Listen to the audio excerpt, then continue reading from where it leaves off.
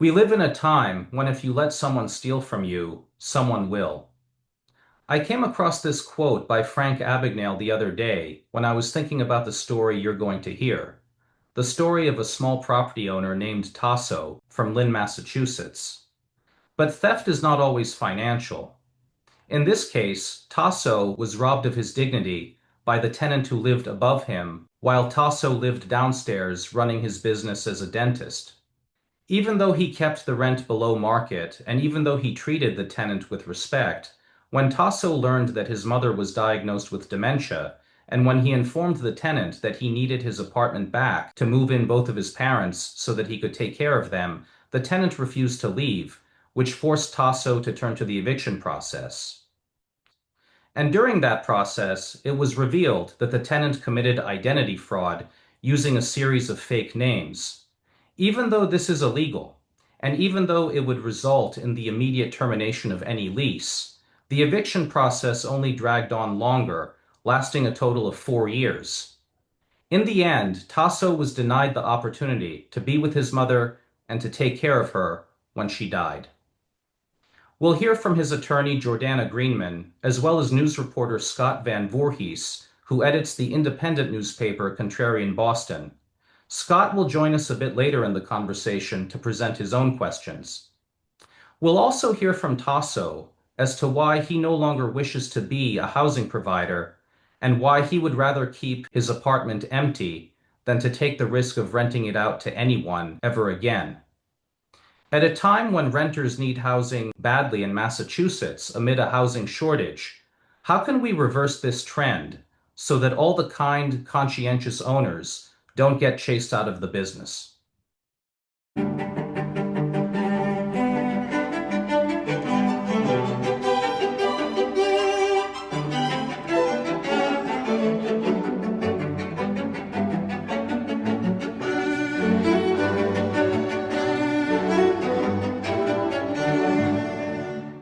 Hello, everyone. My name is Amir Shahsavari. I'm the Vice President of the Small Property Owners Association, also known as SPOA, which welcomes you to episode 20 of SPOA Housing Policy Series.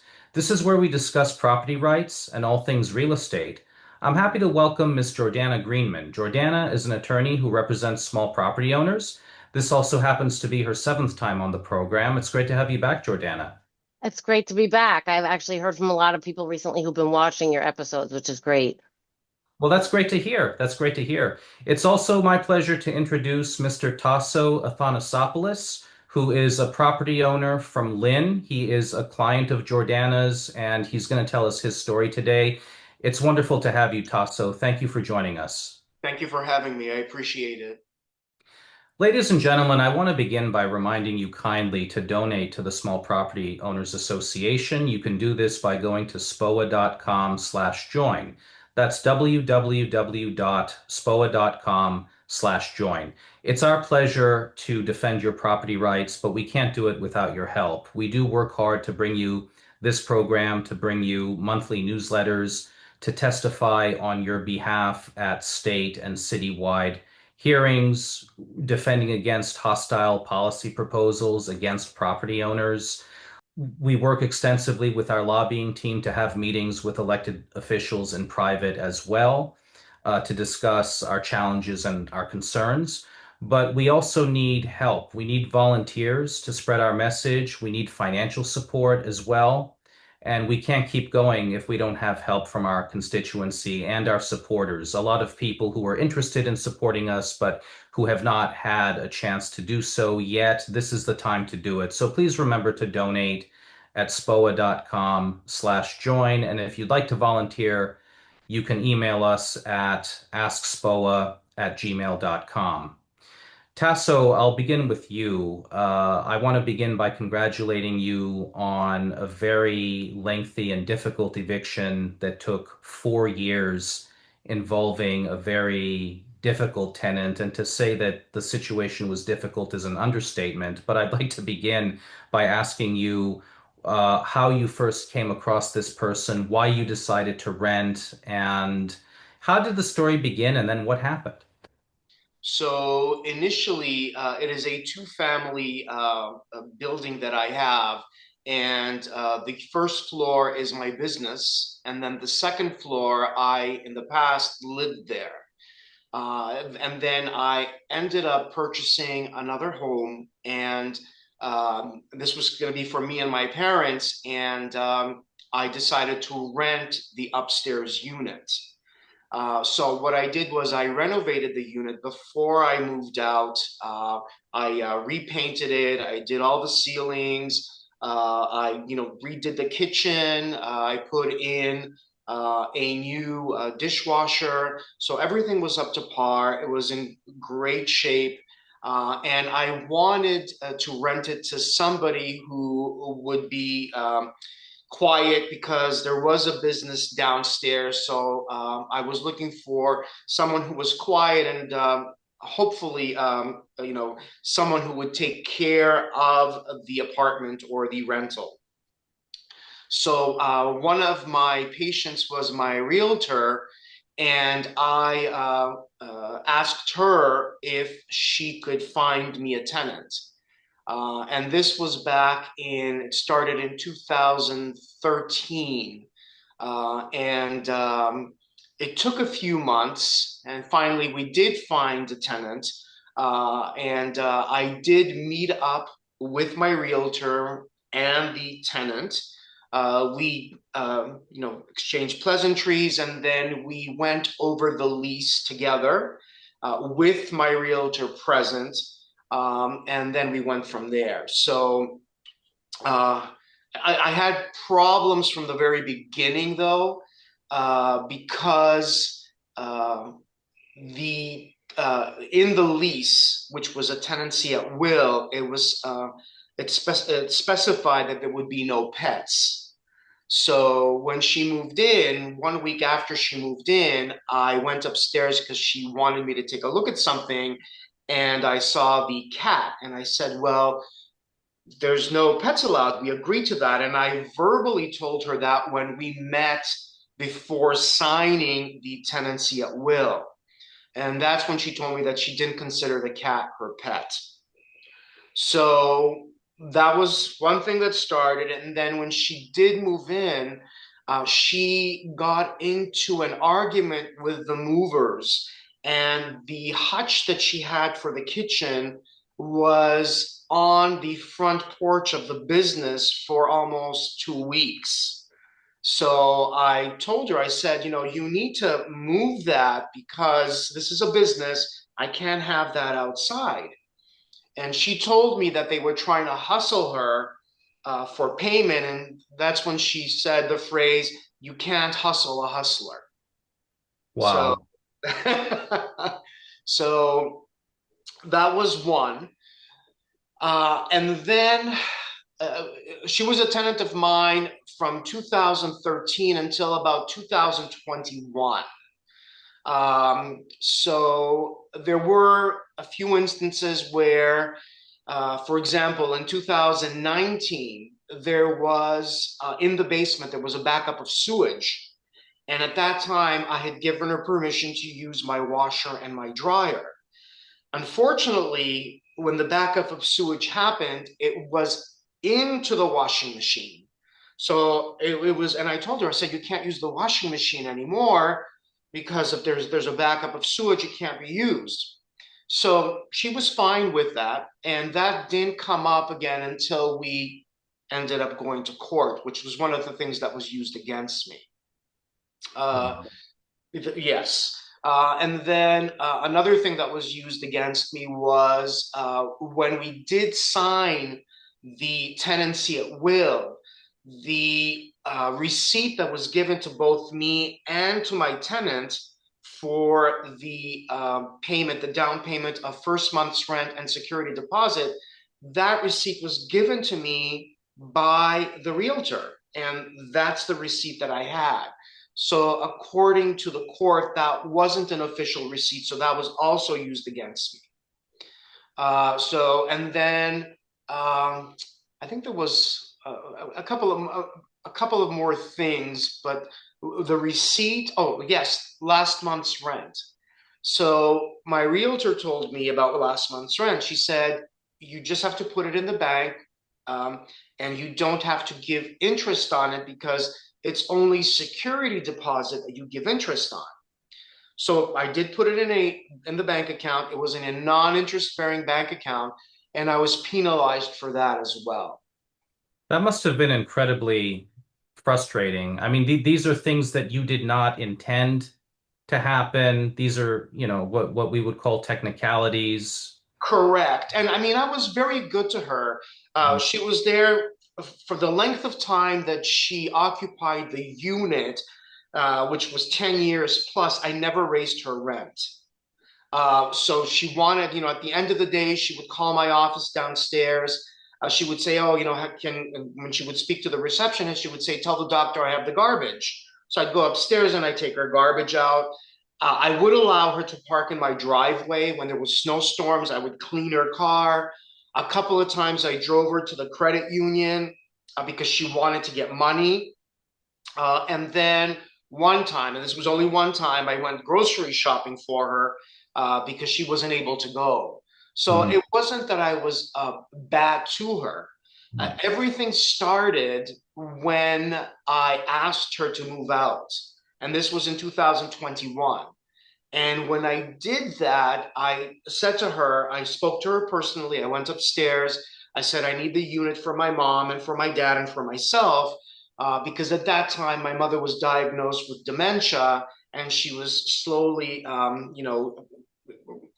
it was getting worse.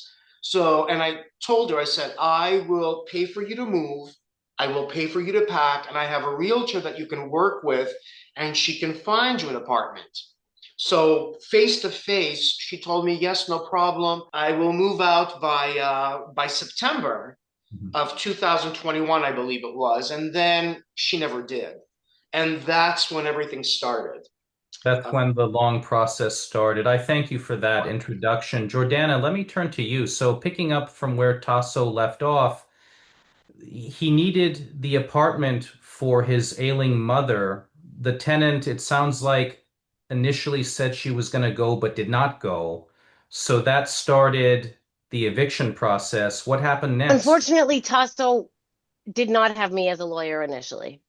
And so there was one case that somebody, I don't remember who, filed incorrectly by saying it was the Tasso Realty Trust rather than saying Anastasios Athanasopoulos as trustee of the Tasso Realty Trust. So then another lawyer came along and did that part correctly, but the tenant claimed a security deposit violation and then some minor thing like a washer dryer or some correct. silly issue. And so he lost the first eviction. And at this point in time, the tenant was still operating under the name Lois Johnson. And I feel comfortable saying that because this is a public record. This is not something that's private. It's not held in my office under any confidentiality.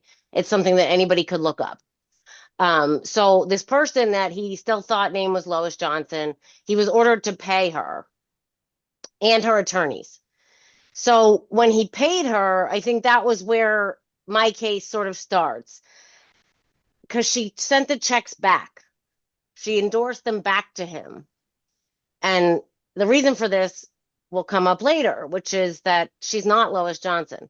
So she could never accept the checks that he was ordered to pay her as a settlement because she's not that person. She doesn't have an account in that person's name. So when he contacted me, he brought this up, and there had also been a couple other things that happened. If I remember correctly, she tried to have a dish installed on the property, and there were very large electric bills being sent in the name Lois Johnson. But then a neighbor said something to Tasso like, "Hey, Celeste, such and such." And he's like, "Who's Celeste? I don't know who Celeste is." So what I did first was I filed a motion to vacate the judgment against him. And it was a few months later because you have 1 year. If new evidence comes to light or fraud or something like that, you can bring the new evidence to the court and ask for them to vacate the judgment.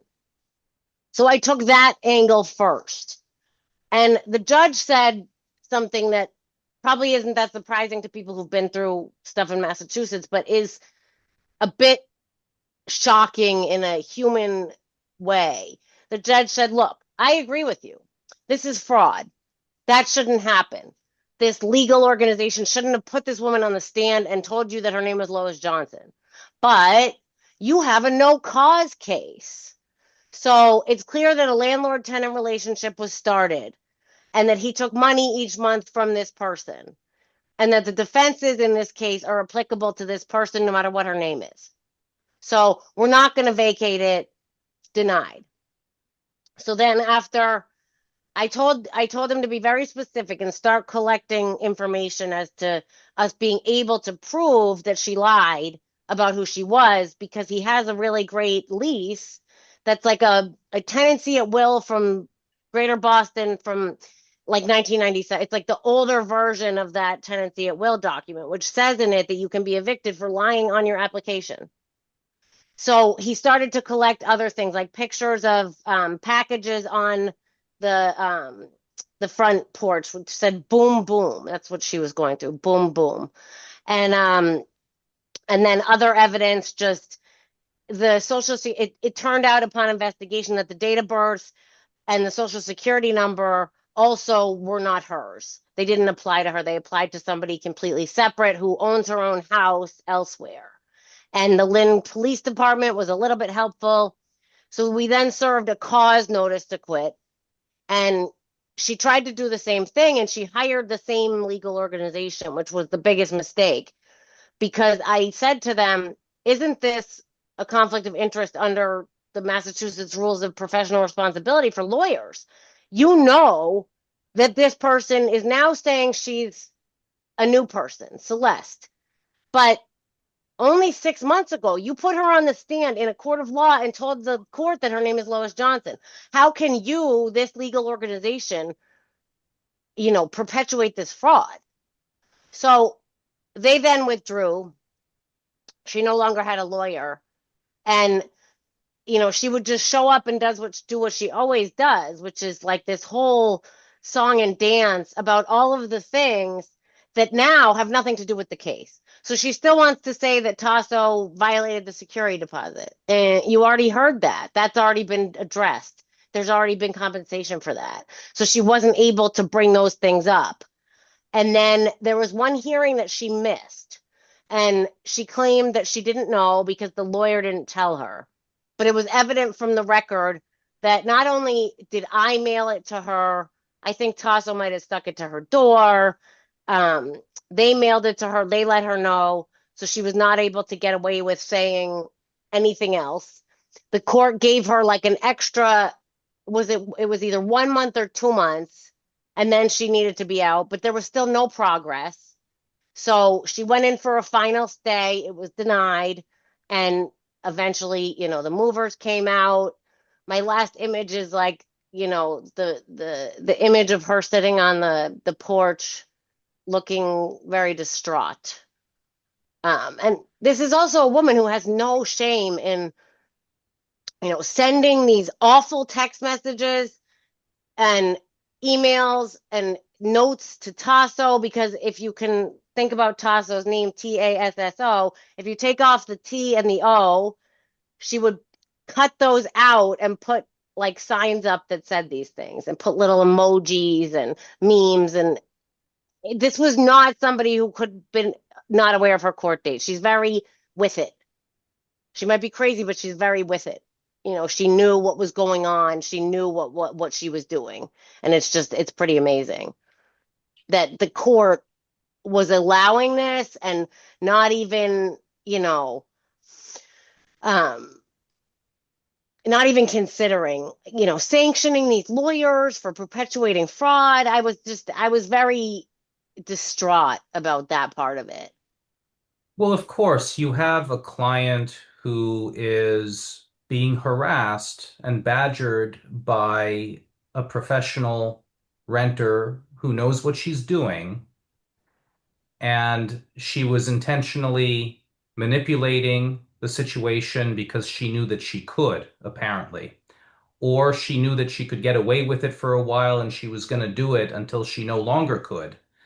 But it is shocking to go back to your earlier point, which is really the crux of the case that makes this, shall we say, more unique than other cases we've discussed in previous episodes, when we talk about tenant identity fraud, because I am under the impression that even now, with an updated tenancy at will, if it's discovered that the tenant provided false information, that by itself is enough grounds to terminate the lease. But in spite of that criminal act, the judge said, "Oh well, so what?" essentially, or I think what he probably actually said was it was more of a technicality Yes. where he said that, this was not what the case was initially about, so now you have to start all over again and refile it under the fraud heading. And Jordana, I mean, just given how long it takes with these processes, I mean, how you had to start again, and how much additional time did that add? It looks like I filed the case. Let me look. Oh, I keep forgetting. I can't look her up under Lois Johnson because she Which wasn't which Lois I Johnson anymore. what about Boom Boom? Is Boom Boom listed there? That's her nickname. So, Packages would come under Boom Boom. Packages would come under Celeste Dovero and also Celeste Cohen. And what tipped me off was the neighbors knew her name, her real name, because I had, like you said, one neighbor one time asked me, "How is Celeste doing?" And I said, "Who's Celeste?" And she told me, "Your tenant." I said, "That's not her name." I said, "Her name is Lois Johnson." She told me, "No, her name is Celeste." Hmm. And then I had her niece call me one time. Her family was in on it because her niece told me when she called my office, she spoke to me and she said, "I have a question for Celeste." And I said, "Who is Celeste?" And she told me, "Your tenant." I said, "No, her name is Lois." I said, "Why are you calling her Celeste?" And then she said, Celeste is her middle name. That's what she told me. So Mhm. she was in on it. They knew. Um, and the other thing was that this all started with the packages. And on Father's Day in 2023 was a Sunday. I remember driving to the practice, and that's when I saw the dish person there. And I said, "What are you doing here?" He said, "I just installed a dish." I said, "You work on Sundays?" He said, "Yes." I said, "What time did you get here?" He said, "Your tenant requested an 8 o'clock appointment." So she knew that I wouldn't be there Sunday mornings. And he had installed the dish on the balcony, on the floor of the balcony, so it won't be visible. And that's when, because I had, collected the different names that she had used, and I said to him on my cell phone, I showed him, I said, "What name did she use?" And then he said number 4, which was Celeste, her real name. Celeste, can I say it, the name? yeah, it's public record. She said Celeste Cohen. So I said, "Well, I didn't order her, I didn't allow her to put the dish up." And then she came to the window and she told him, the dish person, she said that I was not her tenant, that I was not her landlord, and that she told him, "Have him prove to you that he's my landlord. He's lying to you." And that's when I called the police. The police came and she barricaded her door. They were not allowed to go up. And that's when the police told me, "You have the right to remove the dish," which I had to hire another company to do because Dish Network would not do it. Dish Network would not do it.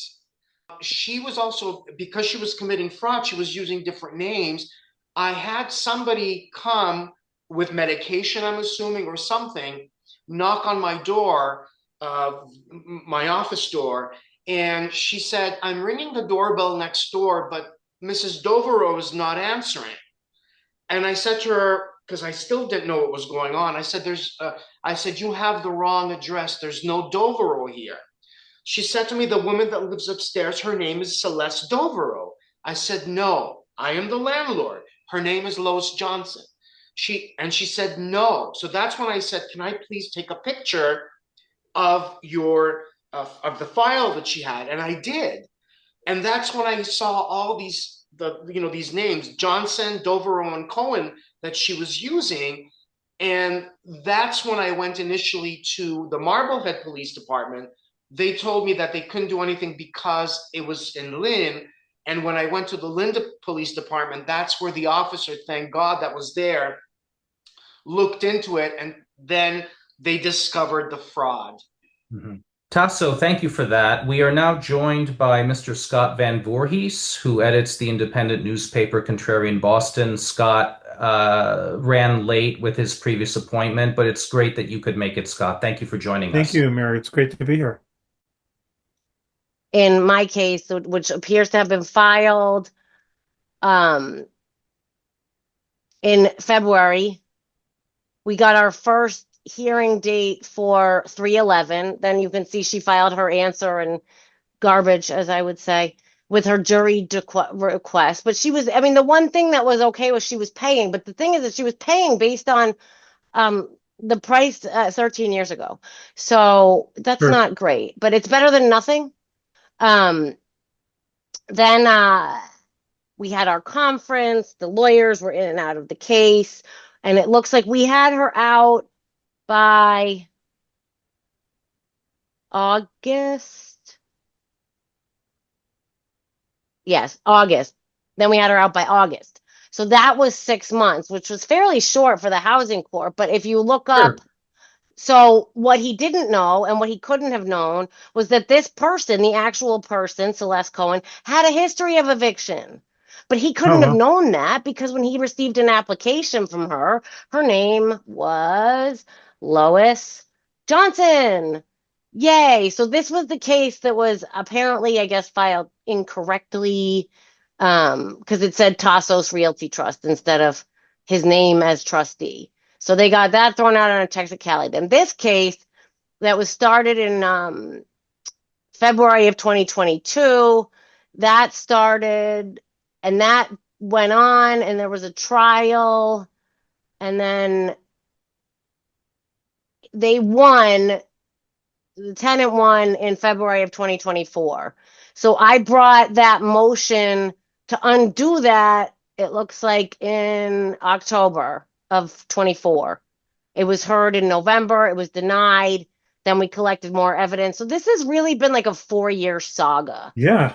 Huge amount of time, right? And it's such a to have your property tied up, and as you're saying, that you wanted to move your mother in who has dementia, and that's a huge amount of time when somebody's dealing with a medical. Sounds like you're dealing with a medical crisis, right? I mean, It took 4 years and 3 months. And during that process, my mom passed away in 2023. oh, And what was sorry to difficult, hear that. Hmm. yeah, what was difficult though was I had gone because my mom at that time had moved. So, dealing with my mom's death and having to have the, attorneys call me and try to schedule court dates was very stressful and very Sure. difficult. And like I said, the entire process has just made me lose faith in the judicial system, and I just don't trust anyone anymore.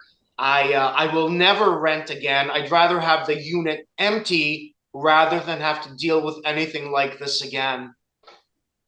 Right, and that's such a unfortunate situation, right? That you're in that case situation where you don't want to rent again, and of course, the city probably certainly could use more rental units, but it sounds like a lot of disincentives to put yourself out there, put your apartment out there. Well, Yeah, she brought the inspection officers from the city of Lynn to my establishment, telling them that I was a slumlord. So they came, they looked at the property upstairs, and they found that she had issues with the faucets. Now, I had that unit was everything was that I put in that unit was brand new when she got in there. sure.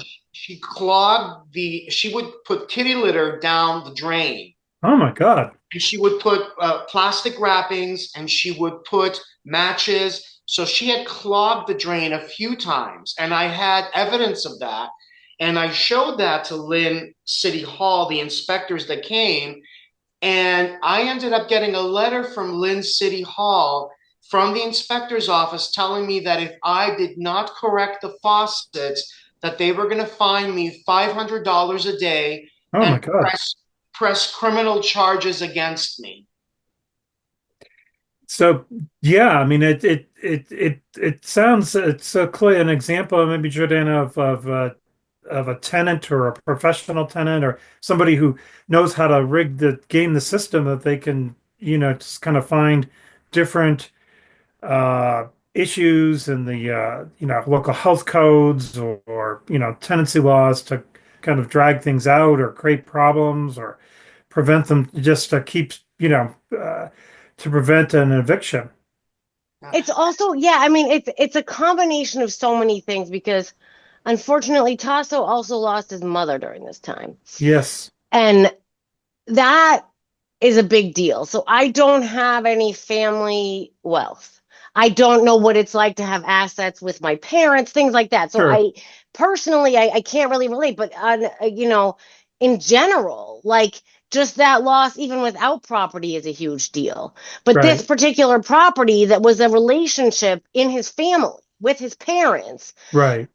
that it had to be so negatively affected Right. by something when, again, here's another small landlord.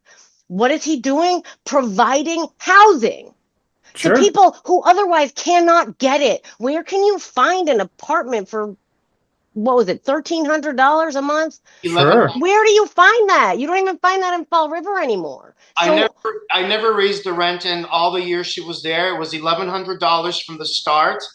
And Sure. whatever she wanted, I tried to do. I was, she would call me upstairs to do stuff for her. And when I told her that I wanted the unit for myself and my family, she told me that I was lying and she told me to put my parents in an old folks home and call it a day. She Oh my said, God. you're not going to come to the United States and you know it. This eviction is a scam that you're trying to get me out. Put your parents in an old folks home and call it a day. Wow. That's so hurtful to hear and outrageous, right? That somebody would say something like that and just sort of like and be able to kind of tie everything up for years on end, which is in Jordana, this is you it sounds like you run into a bunch of these cases or a number of these cases of small landlords dealing with tenants that know the system and kind of professional tenants, I guess, almost, or I think, yes, I think this might be my only fake name case, but I yes. don't necessarily know that, right? Sure, you don't know. Yeah. um, but it's just amazing that, like, she was involved in an eviction, and And I she ended up also had talking to the, $18,000 in unpaid heating bills. yeah. So Wow. National Grid came to for gas bills. National Grid came to my office 3 times in total. The first time they came with a police officer and they wanted access to the basement, and I was clueless. And they said, "Oh, it's for your neighbor," which I thought next door. And then when we went downstairs to the basement, they put a lock on her on the gas meter. And I said, "What are you doing?" And they said, "She hasn't paid her bill." Oh, At that wow. time, it was $13,000. And then it went up to $18,000. So, and the gas bill was under the name Lois Johnson, which was not her name. Sure. Do we know what she was up to with the different names, or was it because she had an eviction and she was trying to like obscure that or hide Yes, that record? I think Yeah. that's what it yes. was. She had two. So, Two evictions. Wow. yeah, because I'm friendly with another one of the lawyers. So, right before she moved into Tasso's place, she was evicted from a place in Nahant. Correct, because my patients know her from the car because she also had run-ins with the police in Nahant. Her car Oof. was confiscated because of unpaid citations. I think Jordana was at $3,000 or four thousand Oh my dollars. God. Oh, yeah, that's how I determined 100% for sure that she was not Lois Johnson, was because Tasso sent me the license plate for that vehicle. We had it looked up, and skip traced, and it Sure. turns out that it was not her. And then she was evicted from another place in Nahant in 2009. Jordana, these other fake names that she used, is there any evidence that she stole those identities from other Hmm. people? For example, if Celeste Johnson was a fake name, we know that Boom Boom is likely not a real person, but could it be that Celeste Johnson was a real person or So Lois Johnson is a real person. Unfortunately, what we think, and it's entirely speculation, we don't have any proof that Lois Johnson and Celeste Cohen at some point were in an intimate relationship. And then Celeste was evicted, and Lois, who owns her house, said, "Oh, she probably asked her, 'Can I use your identity?' And she said, 'Sure.'" Like, because Hmm. so I don't think that she was like, well, I mean, it's interesting because she did open up credit line. I mean, the bar for opening up your own electric account is fairly low, Sure. like National Grid and whatnot. I don't know if they take your social security They number. do. They do take the social security number. So she must have given the social security number of the real Lois Johnson, who she said at one point, not to me, but it was hearsay that that Lois Johnson, the real Lois Johnson, allowed her to use her name. But when Hmm. the police officers in Maynard went to the real Lois Johnson's house, the real Lois Johnson refused to let them in.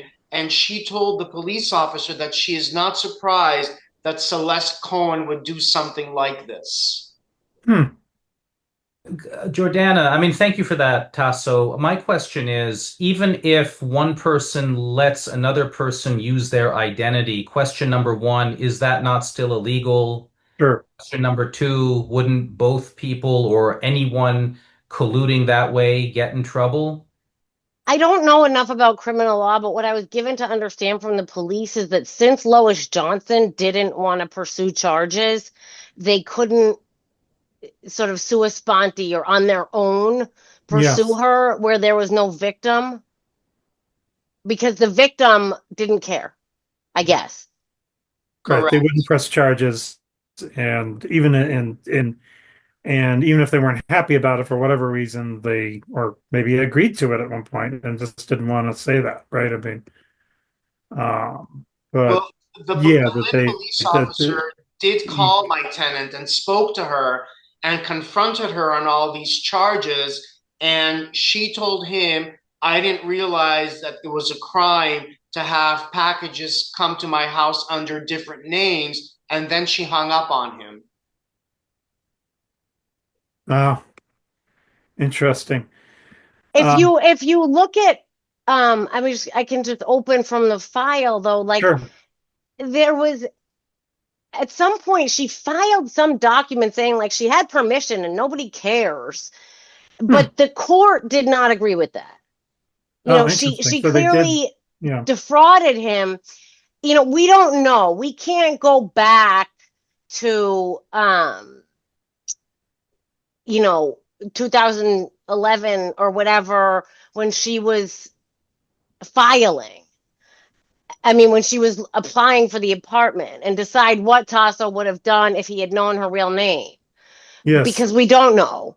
But right, in my view, at the very least, she would have shown up as having been evicted, even with like a basic um, search that real estate brokers do, because it would have shown a judgment, a fairly significant judgment against her twice sure, in the courts. So it's just, but this woman has no shame. yes.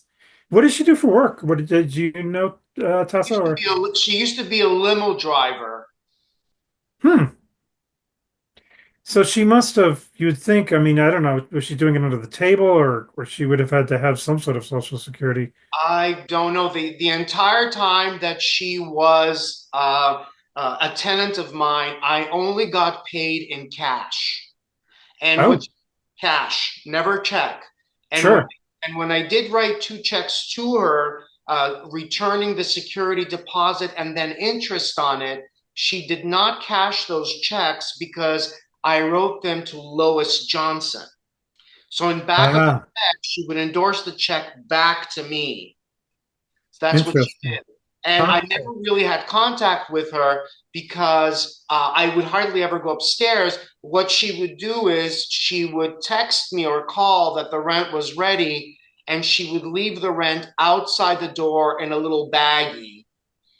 Oh, so and I don't know. Did you have tenants before this? I mean, this sounds pretty I never had unusual. a tenant in my life. This was my first tenant, and it will be Oh, my last tenant. yeah, that's Let so. me ask, I'm sorry, let me just ask one question because you said that she was a limo driver. What identity was she using on her Sure. driver's license? How was she getting away with that? Like during the process of bringing her on as a tenant, did you ever see her driver's license? No, I never see the realtor that I hired was my patient. And I just assumed that she had done the background check, which she Sure. did. And when she did the background check, it said that Social Security does not match the date of birth. That paper was given to me, but I did not look at that paper carefully. That was Hmm. my fault, but I was also trusting. And it was only afterwards when I asked my realtor to come and testify in court on behalf of myself, she refused. And that's when I put two and two together and I thought, okay, she must have seen because she printed it out and gave it to me. She must have seen that there was a discrepancy with the Social Security and with the date of birth because the Social Security belonged to a woman in her 30s that lived in Weymouth, I think, or somewhere there. And Yes. then the real Lois Johnson lived in Maynard, Mass. So, It sounds like if you had to do it again, you would that would be a definite red flag now that you wouldn't overlook. It sounds like that kind of discrepancy or but I was a tenant also before I became a homeowner, sure. and I was never asked for my ID, like a picture ID. I never remember asking for one. And people that I've talked to that own apartments and rentals, when they find out, and I asked them, I said, "Do you ask for a photo ID?" They said, "No." Yes. Even when I go to court, I went to court as a juror. I was Sure. never asked for a photo ID. I presented myself and I said, "My name is Tasso Athanasopoulos. I'm here." They said, "Okay, check." How do they know that I was Tasso Athanasopoulos? I could have Sure. been somebody else. Even in court, they don't ask you that. Sure. Um, when she was how long she was a tenant for how long before everything kind of blew up? Was it the She moved in October 2013, and then the yes, ordeal started in 2021. sure. And what was was there anything odd about her as a tenant at that point, or you just didn't She was well, the car that she had, the so her license plate was top les. And people that lived in hmm, Nahant that were my patients knew the car. And yes. one of my patients also works for Nahant, and he has police officers that are friends of his. And he told me that she had numerous run-ins with police in Nahant because she would tailgate people. And that's why her driver's license was removed because of Sure. the parking tickets, etc., which was close to 4 grand. Wow. And then when she would park the car on the street, if there was somebody parked in her quote unquote spot, she would like put her bumper up to their bumper or like bump them. And I had Oh, a couple of patients come in and tell me, that car has bumped my car. sure. So that was, and with she brought in a cat 1 week after she moved in, and I had specifically told her face to face before she moved in, no pets allowed. Sure. Told me that she didn't consider the cat her pet. Oh, okay. That's another definition. Yeah. So it was, but the truth is the truth. Did she pay me rent? She Sure. paid me. She did. Cash always. Was she quiet? Yes, she was quiet. Sure. But I was very good to her also. And I didn't want her to move out because I wanted to raise the rent or whatever. I wanted it for my family. And I Sure. explained that to her, and she knew that my mom was sick. Yes. She knew what my mom, because I was always driving back and forth, so she knew what I was going through. And that's when, in 2021, when she went to the law firm that represented her, all this started, and it was a nightmare. How did So she get a law? Now that's interesting. How did she get a law firm to take it her was case? free. She didn't pay. Is it legal services or Yes. Correct. yeah? So Yep. yeah, why? So that's an issue. Like obviously they do some good work, right? But why would they? Why would they take a case like that? That seems like just so sketchy, right? I mean, you would think any little investigation they would looking into it, they'd realize, look, They you're didn't know that perfectly it was legal. sketchy because they didn't know her real name either. Yeah, They knew her as Lois Johnson, and in all the documents with Jordana and with my previous two lawyers, she was known as Lois Johnson. It wasn't until I went to the police because something was not right. I'm like, am I getting all these packages? And I was putting two and two together. Another time, sure. she was telling a neighbor of mine that she was, a certain age, and I said to myself, why is she? Because I knew her date of birth from Right. the tenancy at will that Didn't she had match filled up. out. So she was making herself. I said, why is she making herself look older when that's not her date of birth? Sure. It wasn't until the dish person came that he told me that she was using another name. And that's when I went to the police, and that's where everything unfolded. Sure. Jordana, two questions. Question number one, it sounds like this person committed a host of illegal acts. So now that the housing part of it is done, the eviction is done, what would it take to pursue her to file criminal charges for everything she did? And question number two, is there anything that can be done to hold either the attorneys or the judge accountable for their malfeasance? Hmm. If Tasso wanted to file a complaint against them, he absolutely could. Against the legal personnel or Yes. also against the tenant? So where would I, where I would don't he think file she it? has anything. I don't think so either. At this point, I'm not even going to bother. I was ordered to pay her $5,042, and what she did was because I can't write a check out to, I couldn't. I'm not going to give her cash, and the check was going to be to Lois Johnson. So what she did was she kept 5 months worth of rent. And then I was also ordered to pay her lawyer at the time requested $10,000 that he wanted to be paid. And then the judge said that I should pay 6,000, but I never paid it and I won't. And they can come after me if they want. But But this is the considering, legal services then, or the lawyer the working through the legal services that said he Right. wanted. But under the fraudulent name of Lois Johnson. Yeah, seems like a real waste. I know they're a non-profit, right? And they probably get public support. Seems like a real waste of resources on a on somebody who's basically a con artist, right? I And mean, what's there's other sad people out there. was, the Yeah. sad thing is, when we went to court, her lawyer said, yes, her birth name is Celeste Cohen, but for the purposes of this tenancy at will, she decided to use the name Lois Johnson. And that's when I realized, I said, okay, there is no justice. It doesn't exist. on that Right. note, on that precise note, Jordana, given that the Callahans were thrown in prison for committing fraud, what would it take to get this person, whatever her real name was, in prison for the same reason? I mean, that's something that I think a criminal lawyer would have to answer. Unfortunately, I really, um, She's 84 years old. yeah. What I just Oh, okay. She's really, yeah, That's all. Because I was afraid also of what she would be capable of in the future.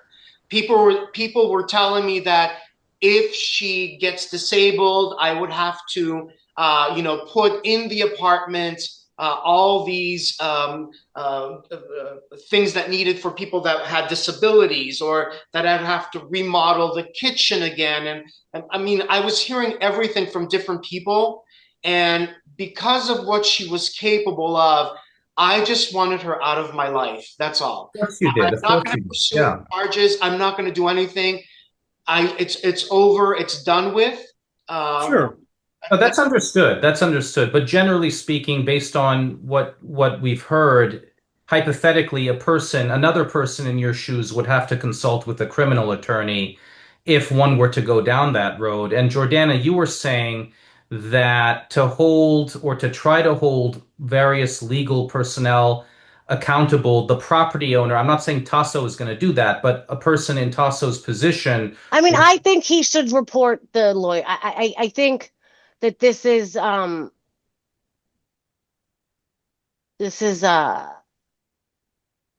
think it's unbecoming of our profession.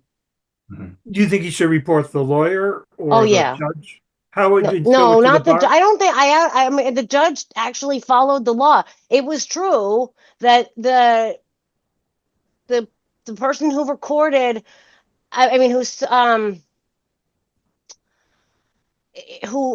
the first case started a no cause case. and it was no cause because they asked me, has she paid her rent? I said yes. I mean, either with the minor things with the cat, the grounds that I wanted was because I Sure. wanted it for my own personal use. Right. What about the lawyer? He's doing work for a nonprofit. That sounds improper to then go and demand payment separately from the landlord, right? This No, was they got prior. legal fees. They're not demanding. They're demanding legal fees for the first case. They Yes. won, and they were entitled to legal fees because they won. So how does legal services, how do they decide which cases they're going to take? And do they just take everybody or do they try to sort out some of these cases? It just seems like to spend years on something like that. I think she fooled them also because I She's know this poor elderly woman. exactly. Yeah, And her lawyer would also drive her home after the court appearances. sure. Right. So she had the good outward facade of this poor elderly woman. You think like at the very least, all those resources could put and find a way to I mean, she's got to live somewhere. How are you going to deal with this, right? So she's clearly got some issues there. But instead of putting you through the ringer, you're just trying to provide housing, and you were in a situation where you needed your mother to move into the apartment. Seems like a kind of a miscarriage of justice, as they would say, right? Tasso, where was your mother staying and living until the end? So after this started, because my mother deteriorated, I mean, my mother ended up going to Greece. So I Oh, was wow. forth. And then when my mom passed away on March 17, 2023, we were still undergoing at that time the process of the eviction with my second lawyer. And that's where I was getting phone calls and actually a phone call from her as well, complaining about something. And I yelled at her and I said, my mother just passed away. Please leave me alone. Yeah. So So, did she have to go? She went back to Greece. Was that correct. Because because she couldn't move the, in with you the or current house that I'm at is a two family. So that's why I wanted I'm sorry, it's a two-story. So my sure. mom's mobility was limited. She couldn't walk. So Yeah, that's why I wanted her to be on one level and it would be upstairs. And that way I would be downstairs for the day, but there's two bedrooms upstairs, the facility that was rented. So I was going to use that. And then my dad did come afterwards. My tenant also had an altercation with my father, uh, oh, where she slammed the door in my dad's hand, and then in exchange, both her and my dad exchanged, words, if I can call sure, of course. and she, after that, she said that I was a female abuser and that I learned it from my father, he himself was a female abuser, and that I was a very difficult landlord because she talked to my realtor, Carol, and Carol told her, I'm telling you, you're going to have an issue with him when you move in. That's what apparently my realtor told the tenant. And this is, from my tenant's mouth, who I trust nothing that comes out of this Sure. mouth. Yeah, no, she doesn't know anything about you. So she's just spinning stories, I guess it sounds like. Correct. Yeah. Uh, Given the, she sorry. knows how to manipulate people because she would have a few people come and drive her. And one of the people that she had, this gentleman was, I would probably say in his late 30s. He was, outside on the front porch. And when I saw him, I opened up my office door and I said, can I help you? And he said, oh, I'm waiting for the lady that lives upstairs. And I said, how do you know her? And he said, oh, I met her through church. Sure, So she would go to different places and she would befriend people and then they would drive her around. For sure. a while, she had this elderly couple that would come pick her up, drive her, bring her back. And this lasted for a couple of months. After that, I never saw them again. So Yes, I assume that once they find out who she is, they right. ties because she did that with the neighbors. Mhm. The neighbors know her as well. And when her car was, when she had to move her car, she moved it to the neighbor that's right next to me, and they were not able to get her car out after. They went through an ordeal to try to have her move her car. I appreciate taking the time and sharing your story. It sounds difficult, that's for sure. And it sounds like what, as you said, you're not planning on renting anymore, that this is it. It sounds unfortunate the way things turned out there, that's for sure. Also, a Um, great loss for all the tenants out there who need good, Good conscientious, landlords, yeah. kind landlords.